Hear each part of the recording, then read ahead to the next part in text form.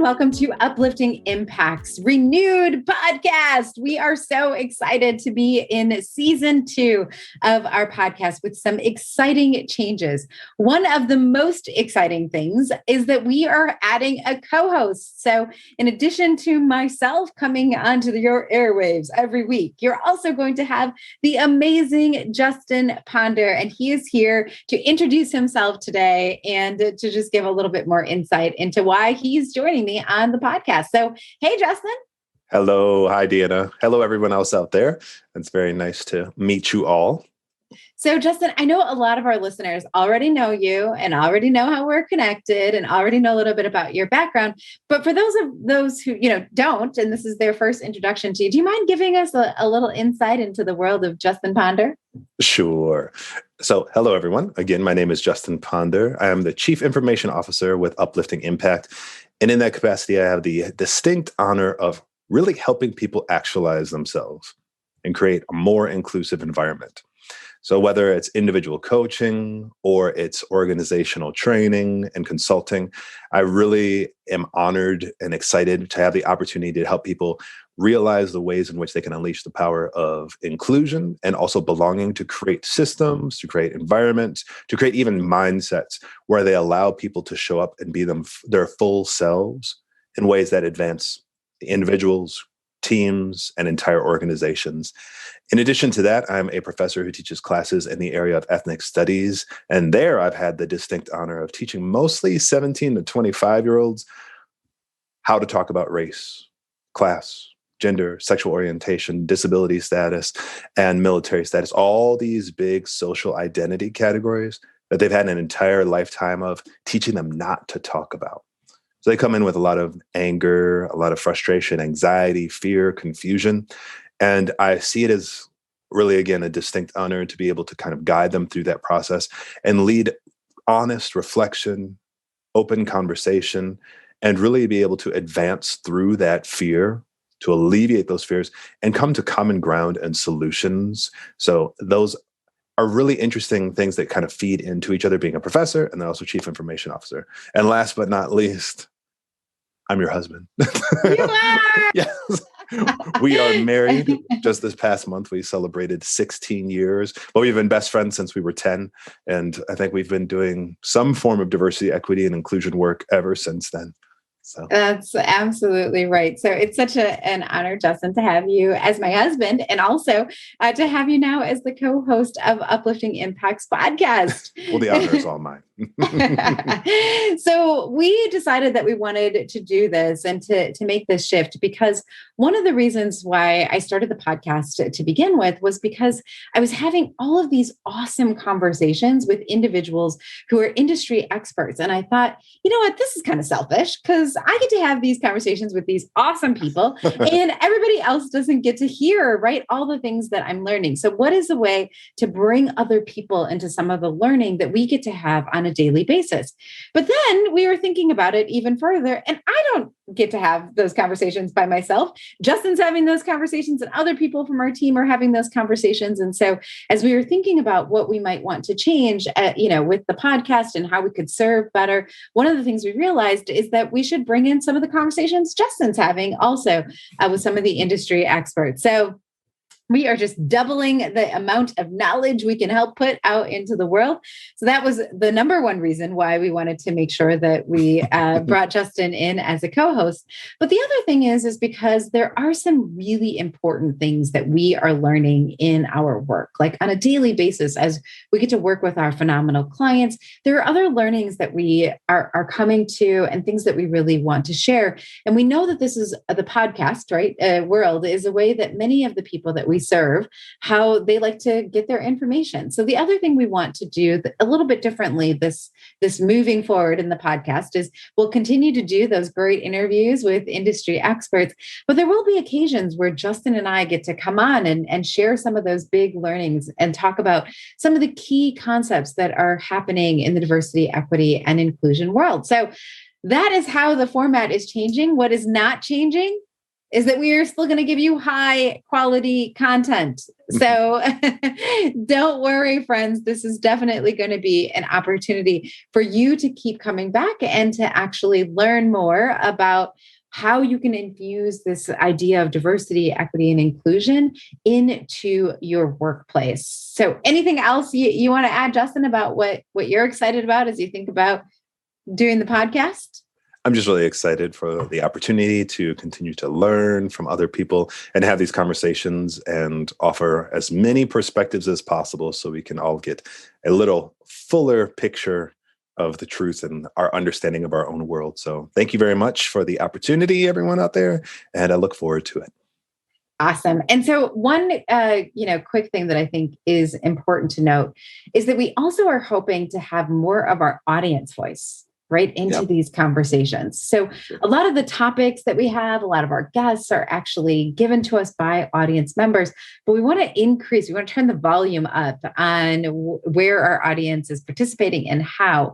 And so a couple of things just to note, if there is somebody that you think would be a phenomenal guest on the podcast, so somebody that you've heard talk and you're like, this is someone who I've just learned a lot from, we'd encourage you to go ahead and email us. You can do that and you can connect with us right on the website at upliftingimpact.com and provide any, guidance on people that you would like to hear on the podcast. Maybe it's somebody you haven't heard before, but you really are curious about their insight. We'd love to get recommendations from our audience.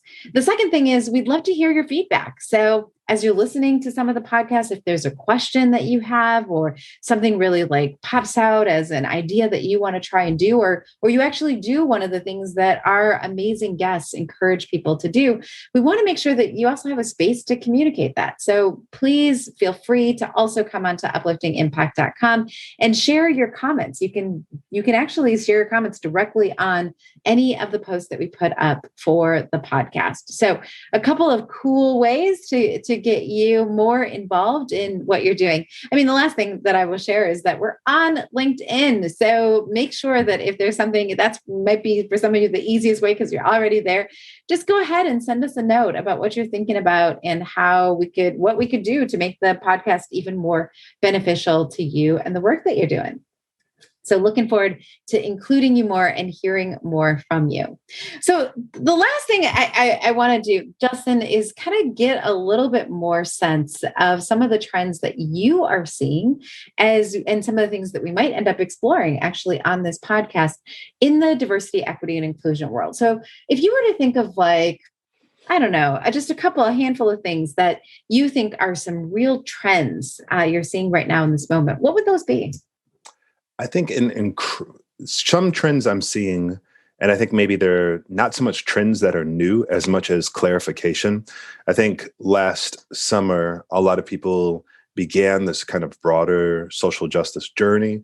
And then maybe some people realized the ways in which to clarify in diversity, equity, and inclusion in the workspace. But I think now there's even more clarity on the type of particular focus that they're looking at. And I think the major things that are emerging are a focus on retention is, I think, primary. Seeing the ways in which making a more inclusive environment is fundamental to increasing retention rates, to lowering turnover rates, to increasing employee engagement, team member satisfaction. And it's also the sense of if we do this for the most marginalized communities, it will benefit the entire organization. If we find ways to make the most underrepresented groups still feel comfortable, still feel heard, still feel included, not only will those retain those groups and they'll be able to bring diverse perspectives that create innovation and improve our productivity and our profitability, but also will have created the conditions that make everyone else feel more included as well. So if you have somebody who's from an underrepresented group and you have ways to make even them feel included, everyone else is going to feel more included as well.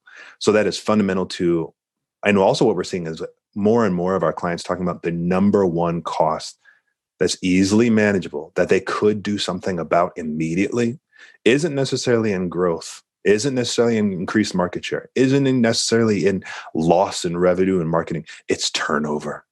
Mm. It's an enormous cost, and it's one that's immediately fixable by just creating a more inclusive environment. So I'm really excited for that because it's a thing an avenue that brings all these different interests into alignment in a very immediate and practical way.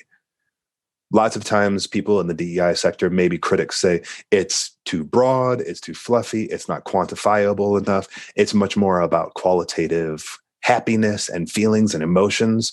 But this is the strongest business case for diversity, equity, and inclusion is directly tied into the amount of money that can be saved from employee turnover by increasing retention rates.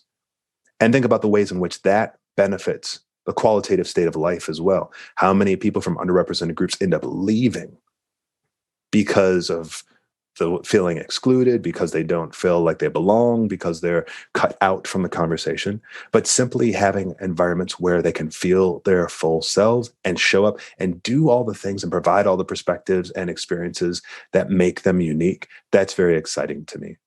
And I think a close second one, in addition to retention, is an increased understanding about recruitment, about how to do it more effectively, about how to do it more efficiently, especially in this post-pandemic world where we have so many employers talking about we have positions, but we're having a hard time filling them. How do we go about making these connections between organizations and the organizational needs and the individuals who can meet those needs? So I think that's what's most exciting. Again, I said at the top that I really like the opportunity. The big, broad thing they do is making connections between people who don't recognize all along how well aligned they are. And I think retention does that. How can we help people stay connected, feel connected, and continue to produce and be productive and find fulfillment? But also the same thing with recruitment. We have people with unique perspectives and backgrounds and skills out there. How can we connect them with organizations who are looking to go to the next level?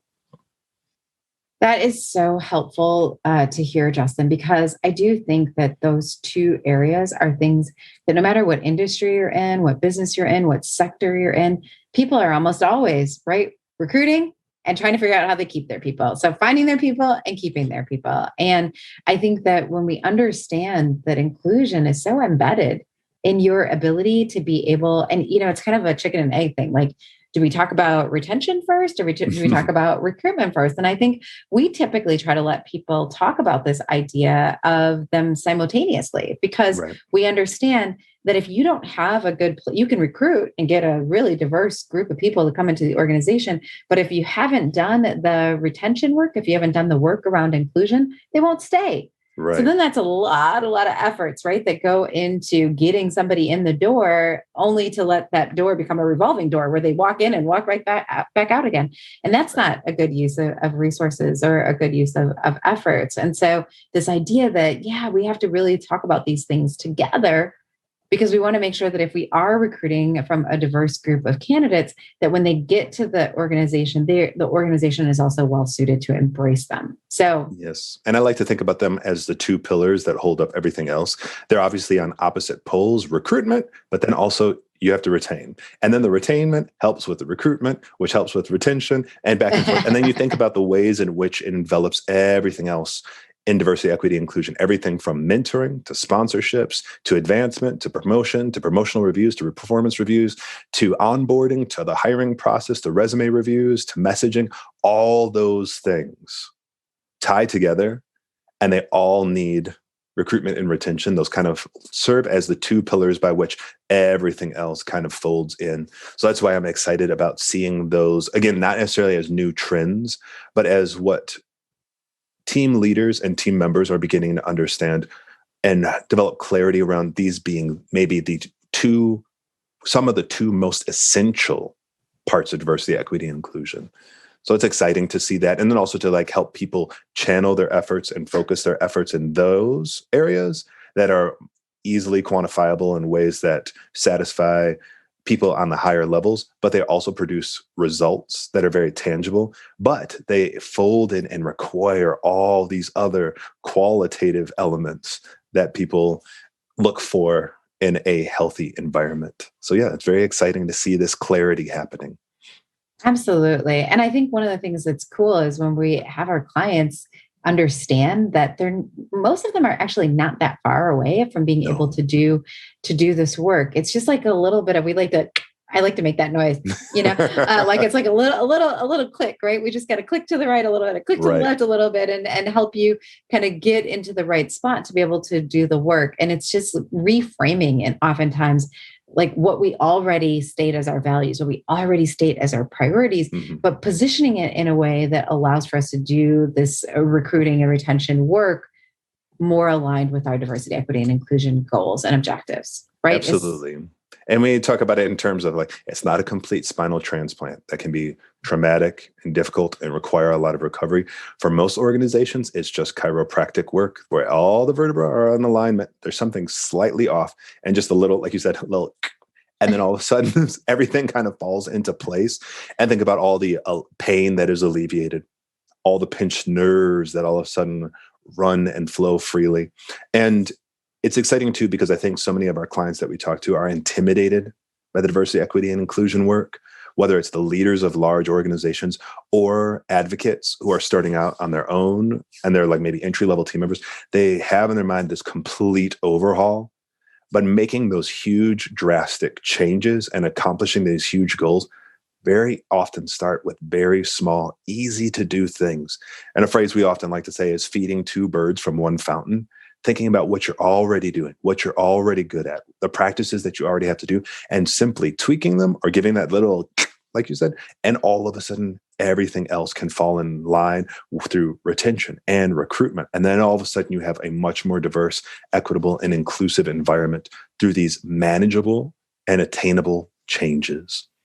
Yeah, it's so awesome. And I think like the joy on the other end of it, like just watching people get to that spot and the impact that it has, right? It really changes what is the most fundamental component of all of our organizations, which is our organizational culture, right? It changes our ability to be more innovative, our ability to show up, our ability to have other people show up, our ability to be creative. It has these tremendous ripple effects, how people in the community view us, right? What our brand looks like. Oh, just these tremendous ripple effects once we're able to get some of these things realigned. I like this. I like this chiropractor analogy that we're going with. I'm going to have to spend some more time looking at what a chiropractor does and some of the words that they use, because I do think that it's absolutely that, right? You have to, and the other thing is you can't go one time and just get it done. You got to keep with with whatever your system is set up to do. So Justin, awesome getting a chance to introduce you to the rest of the audience. Friends, you are going to be able to hear a lot more of Justin as he starts to run through some of our interviews and as we come together to have some of these big topics and hopefully responding to a lot of the questions and ideas that you put on our upliftingimpact.com website.